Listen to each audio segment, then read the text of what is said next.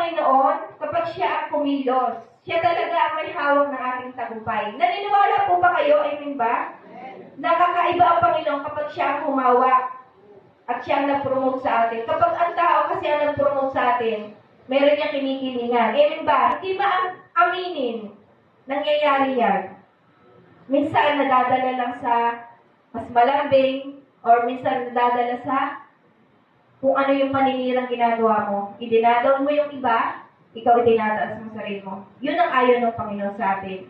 Kaya sa mga nandito nais na huwag daw natin gagawin yan. Yun ang pinakabilin ng Panginoon. Kaya huwag ma-stress. Tandaan ang mga katotohanan ito na ang Diyos ang nagbigay sa atin ng kanya-kanyang kaalaman, kanya-kanyang tagumpay, at kanya-kanyang promotion. Amen po ba? Kaya huwag nang mawala ng pag-asa yung iba, ha?